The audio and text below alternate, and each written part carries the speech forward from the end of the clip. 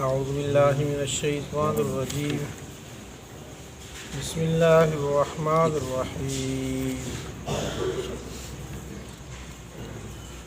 سورہ نحل آیت نمبر 41۔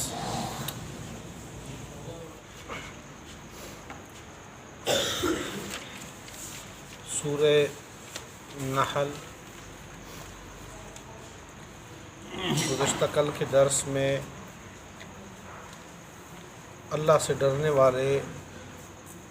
بندوں کے لیے اللہ تعالیٰ نے جنت کی خوشخبری سنائی تھی اور دنیا کی زندگی ان کے لیے بہترین ہونے کی خوشخبری دی تھی۔ اسی طرح کل کے درس میں مشرکین کے ایک اعتراض اس کا جواب تھا۔ مشرکین یہ کہتے تھے کہ اگر اللہ تعالیٰ کو ہمارا شرک پسند نہ ہو، ہم اور ہمارے آباء و اجداد کے جو شرک، تو اللہ تعالیٰ ہمیں خود کیوں نہیں روک دیتے۔ اللہ تعالیٰ کے یہ نہ روکنا اس بات کی دلیل ہے کہ اللہ تعالیٰ ہمارے اس شرک پہ راضی ہیں۔ دوسرے مقام پہ اللہ تعالیٰ یہاں پر بھی دوسرے مقام میں بھی اللہ نے جواب دیا تھا اس کو، انسان کو اختیار دیے اس چیز کا کہ اپنی مرضی سے کوئی وہدینہ نجدین، دونوں راستے بتلائے اور کہا کہ تمہاری مرضی ہے، جون سا راستہ اپنے لیے منتخب کرو۔ ولا یرضیٰ بعبادہ الکفر، اللہ تعالیٰ اپنے کفر بندوں کے کفر پہ راضی نہیں ہے کہ بندے کفر کریں، شرک کریں اس پہ۔ باقی اگر ایک بندہ اپنی مرضی سے کرتا ہے تو اس کا انجام بھگت لے گا۔ آج کی جو آیات ہیں وہ بھی اسی توحید کے متعلق ہے۔ شروع میں ہجرت کے بارے میں کہ جب ایک ہجرت ہوئی تھی مکہ سے حبشہ کی طرف، دوسری ہوئی تھی حبشہ کے بعد، حبشہ میں 2 مرتبہ ہجرت ہوئی تھی، پھر اس کے بعد مدینہ کی طرف ہجرت ہوئی ہے۔ اللہ جل شانہ ان کے بارے میں فرما رہے ہیں کہ جن لوگوں نے ہجرت کی ہے کہ یہاں پر ان کو ظلم ڈھایا جاتا تھا مکہ میں، تو ان مہاجرین کو ہم انتہائی بہترین ٹھکانہ دنیا میں دیں گے ان کو۔ اور پھر بعد میں لوگوں نے دیکھا کہ اللہ کا یہ وعدہ ان کے لیے پورا ہو گیا کہ اللہ تعالیٰ نے ان کو مدینہ طیبہ جیسی جگہ عطا فرمائی، اور پھر تو بعد میں مکہ بھی فتح ہو گیا جو ان کا اپنا علاقہ تھا۔ والذین ہاجروا فی اللہ، وہ لوگ جنہوں نے ہجرت کی اللہ کے لیے، من بعد ما ظلموا، بعد اس کے کہ ان پر ظلم کیا گیا، لنبوئنہم فی الدنیا حسنہ، البتہ ضرور بضرور ہم ان کو ٹھکانہ دیں گے دنیا کے اندر حسنہ، بہترین۔ یہ صرف ان کے لیے نہیں ہے، آج بھی اگر کسی ایسے علاقے میں جہاں پر دین کے بارے میں انسان کو خطرہ ہو کہ وہاں انسان کا دین محفوظ نہیں ہوگا، تو وہاں سے ہجرت کرنا لازم ہے اس کے لیے کہ کسی ایسے علاقے کی طرف چلا جائے جہاں پر وہ اپنے دین کے احکام پر اچھی طریقے سے عمل کر سکے، اور اللہ تعالیٰ لنبوئنہم فی الدنیا حسنہ، بہترین ٹھکانہ اس کو دنیا میں ہی دیں گے۔ والاجر الآخرۃ اکبر، اور البتہ آخرت کا اجر اکبر، وہ اس سے بھی زیادہ بڑا ہے۔ جو آخرت میں اللہ تعالیٰ نے ان کے لیے رکھا ہوا ہے وہ اس سے بھی زیادہ ہے۔ لو کانوا یعلمون، کاش کے کافر لوگ سمجھتے کہ جو ان کے اوپر ظلم کر رہے ہیں اللہ ان کو دنیا میں بھی بہتر دیں گے جزا، آخرت میں بھی دیں گے ان کے لیے۔ الذین صبروا وعلی ربہم یتوکلون، یہ لوگ مہاجرین، یہ وہ لوگ ہیں جنہوں نے صبر کیا اور اپنے رب پر ہی یہ لوگ توکل کرتے ہیں۔ وما ارسلنا من قبلک الا رجالا نوحی الیہم فاسألوا اہل الذکر ان کنتم لا تعلمون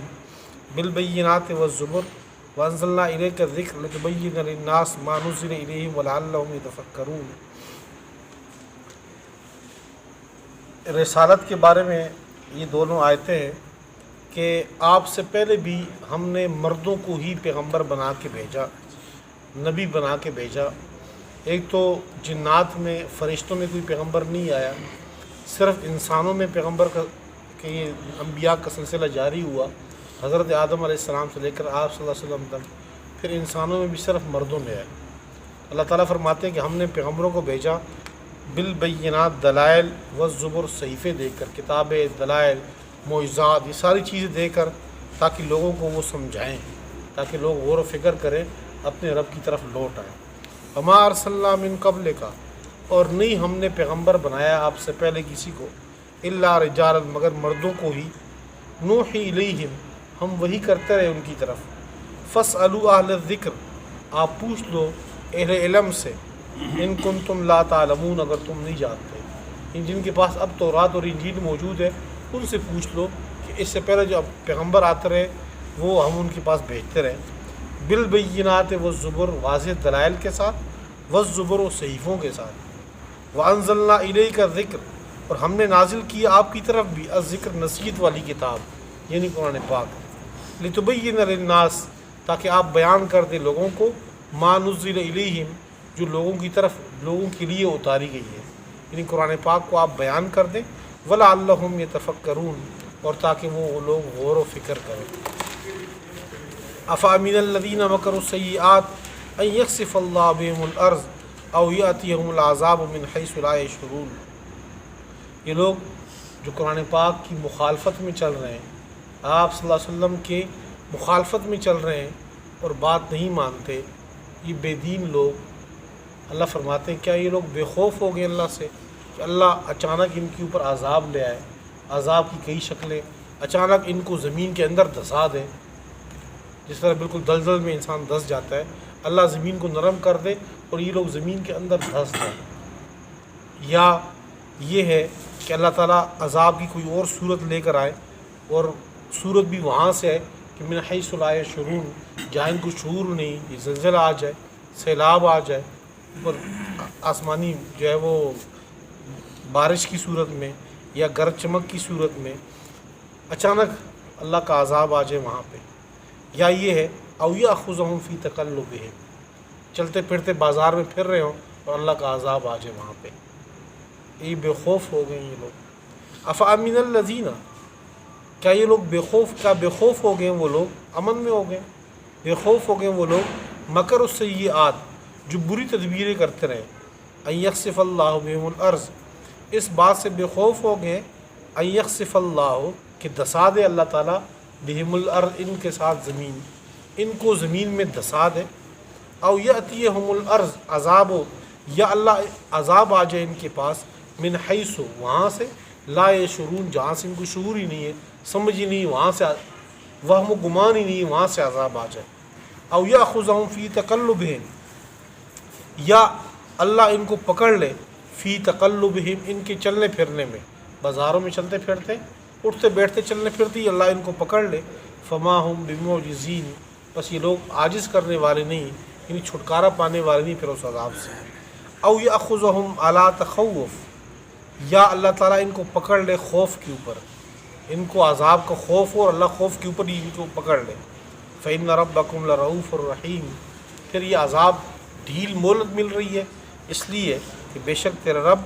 لرؤوف، نہایت مہربان، رحیم، نہایت رحم کرنے والا ہے۔ اولم یروا الی ما خلق اللہ من شیء یتفیأ ظلالہ عن الیمین والشمائل سجدا للہ وہم داخرون، یہ تکوینی امور میں سے ذکر کیا کہ کائنات کی ہر چیز، ہر ذرہ اللہ تعالیٰ نے پیدا کی ہے، اور یہ ہر ذرہ، ہر چیز اللہ کے تابع ہے، اللہ تعالیٰ کو یہ چیزیں ساری سجدہ کرتی ہیں، یہ اللہ کی تسبیح اور تقدیس کے قائل ہے اور پڑھتی ہیں اللہ تعالیٰ کی تسبیح، اگرچہ ہمیں ان کے شعور نہیں ہے کہ ان کی عبادت کیسی ہے، ان کی تسبیح کیسی ہے۔ تو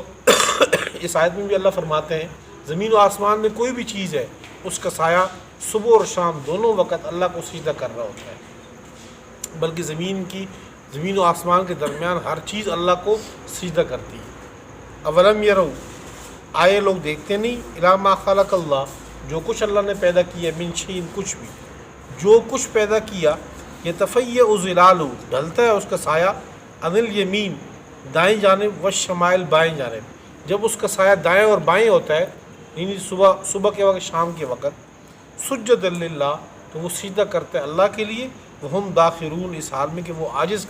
عاجزی کرتے ہیں، ہر چیز وہ کائنات میں اللہ کے سامنے عاجزی کر رہی ہے۔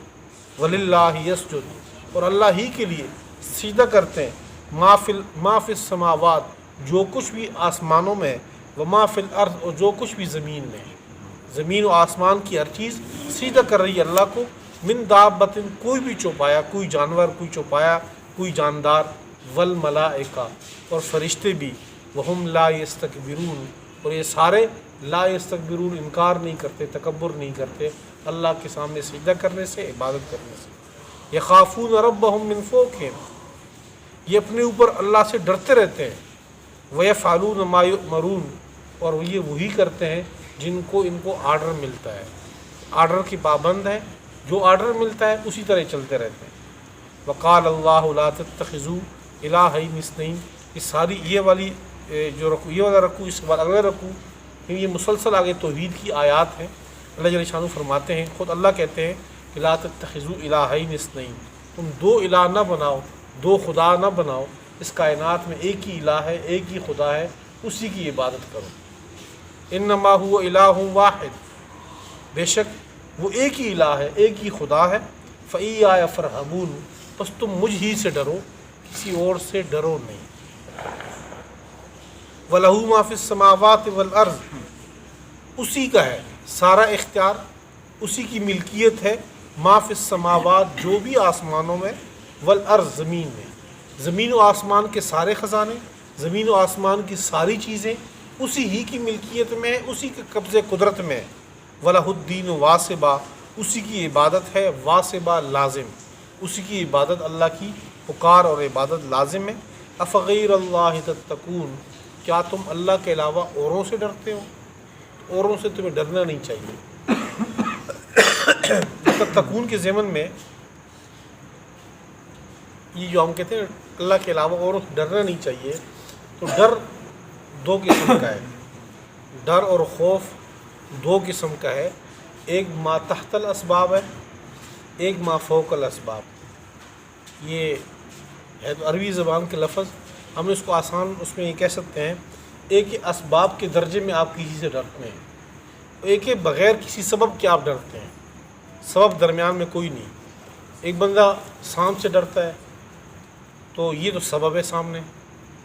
جیسے کہ حضرت موسیٰ علیہ السلام نے فاوجس منہ خیفہ، دل میں خوف محسوس کیا۔ حضرت ابراہیم علیہ السلام فرشتوں کو جب آئے تو وہ ڈر گئے۔ یا ایک بندے کو خوف ہوتا کہ چھت مجھ پہ گر پڑے گا، یہ خوف اب چھت کے نیچے بیٹھا ہوا اور وہ ہل رہا ہو، بندے کو کمزوری کا پتہ چل رہا ہو کہ بھئی کمزور ہے، میرے اوپر گرتا ہے۔ یا ایک بندہ گولیاں چل رہی ہے اور وہ ڈرتا ہے کہ جی مجھ کو گولی لگ جائے، دشمن کا خوف ہو۔ تو یہ خوف ایک فطری چیز ہے، اللہ تعالیٰ نے فطرت آدم میں یہ چیز رکھی ہوئی ہے۔ تو اس کو اگر اس کے اندر بھی وہ اللہ تعالیٰ کی طرف رجوع کرے، وہاں توجہ تو زیادہ بہتر ہے۔ لیکن یہ والا خوف، یہ اس کی بات نہیں ہو رہی کہ اگر یہ والا ڈر بندہ کسی سے رکھے تو اللہ اس سے منع کر رہے ہیں۔ یہ تو انسان کی فطرت میں ان چیزوں کا ڈر، اندھیرے میں بندہ جاتا ہے تو دل سے ویسی خوف سے محسوس ہوتا ہے۔ تو یہ اسباب کے نیچے نیچے ہے، درندے کا خوف ہے۔ ایک ہے کہ ما فوق الاسباب، کہ بندہ جس طرح ہم اللہ سے ڈرتے ہیں، کوئی سبب نہیں، ہمیں اللہ کا خوف ہے کہ ایسا نہ ہو کہ گناہوں کی گرفت آ جائے، زمین میں دسا دے، زلزلہ آ جائے، ایسے ہی پکڑ لے جس طرح پہلے امتوں کی گرفت ہوئی تھی۔ ایک بندہ یہ سوچتا ہے کہ جی میں چارپائی پہ بیٹھا ہوں اور فلاں بندہ یا فلاں جن ہو یا فلاں انسان میری پر چارپائی الٹ دے گا۔ اب نہ اس نے چارپائی کو اٹھایا ہوا ہے، نہ اس کے بعد کوئی رسی ہے، کچھ بھی نہیں ہے، وہ ہزاروں کلومیٹر دور بیٹھا ہوا ہے اور آپ اسے یہاں خواہ مخواہ کا ڈر رہے۔ یہ ہے ما فوق الاسباب۔ تو یہ ما فوق الاسباب جو ڈر ہے، یہ صرف اللہ سے رکھنا چاہیے، اللہ کے علاوہ اور کسی سے نہیں ہے۔ بار بار اللہ اسی چیز سے کہہ رہے ہیں کہ آپ صرف مجھ ہی سے ڈرو، میرے علاوہ تم اوروں سے ڈرتے ہو۔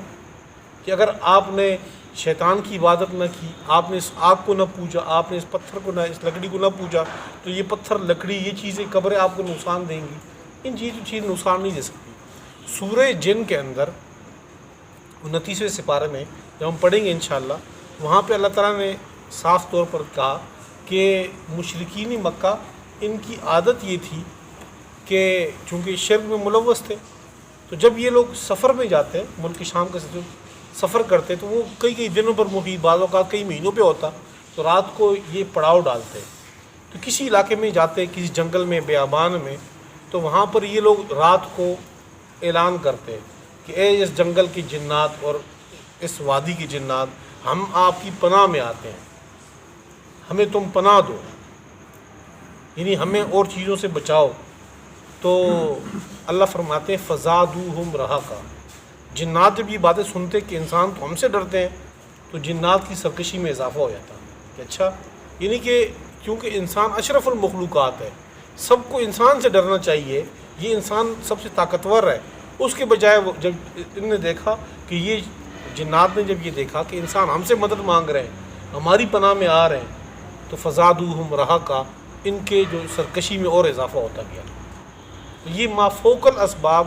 یہ ان سے مدد مانگتے تھے، ان سے ڈرتے تھے، اللہ نے اس چیز سے روکا کہ آپ صرف اللہ سے ڈرو اور کسی چیز کا ڈر اور خوف اپنے دل میں نہ رکھو۔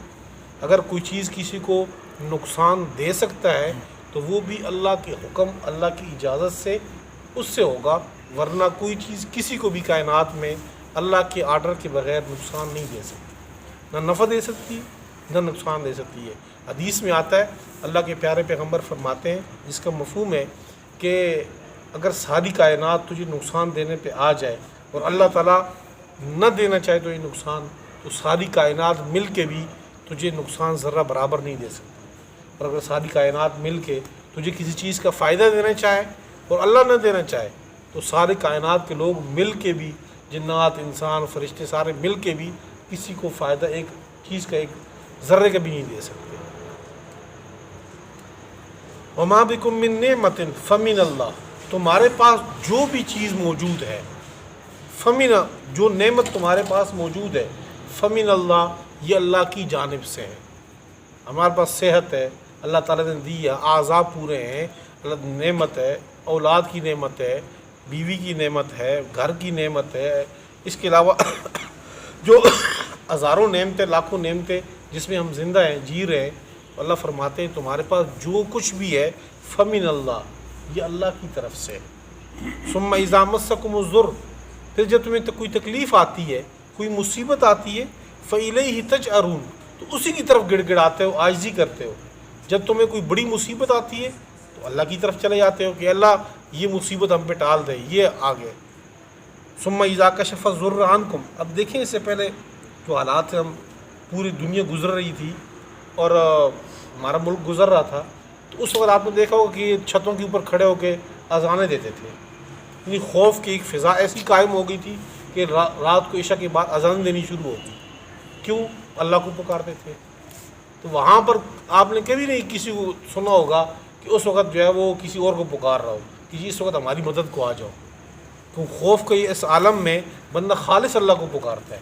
اور جب اللہ کہتے ہیں جب وہ خوف میں دور کر دیتا ہوں، وہ مصیبت آپ سے دور کر دیتا ہوں، تو پھر آپ دوسری طریقے اللہ کے علاوہ اوروں کے ساتھ طرف چلے جاتے ہو، ان سے مانگنے کی پہنچ جاتے ہو، اپنی حاجات وہاں سے حل کرواتے ہو۔ ثم اذا کشف الضر، پھر جب اللہ تعالیٰ اس تکلیف کو دور کر دیتے ہیں، عنکم، تم سے، اذا فریق منکم بربہم یشرکون، تو تم میں سے ہی کچھ لوگ، ایک فریق، ایک جماعت اپنے رب کے ساتھ وہ شرک کرنے لگتے ہیں کہ جی یہ تو وہاں سے دور ہوا، وہاں سے مسئلہ حل ہو گیا۔ اولاد اللہ سے مانگتے ہیں، اور جب اللہ دینے پہ آ جائے اولاد دے دی، جب پیدا ہو گئی صحیح سالم، جب صحیح اس وقت جو ہے وہ دنیا میں نہیں آئی تھی، تو ہر وقت اللہ کے سامنے دعائیں کرنا کہ اللہ صحیح سالم اولاد دے دے۔ جب پیدا ہو گئی، سارے اعضاء ٹھیک ہے، صحت ٹھیک ہے، سب کچھ ٹھیک ہے، تو پھر کہتے ہیں کہ جی فلاں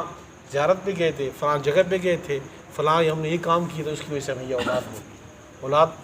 یہ نعمت اللہ کی طرف سے۔ لیکفروا بما آتیناہم، تاکہ ہم نے جو دیا اس کے یہ انکار کر دیں۔ یہ اس لیے اللہ کے ساتھ شرک کرتے ہیں تاکہ انکار کر دیں، بما آتیناہم، جو ہم نے ان کو نعمتیں دی ہیں۔ فتمتعوا، بس تم نفع اٹھاتے رہو، فسوف تعلمون، عنقریب تم جان لو گے۔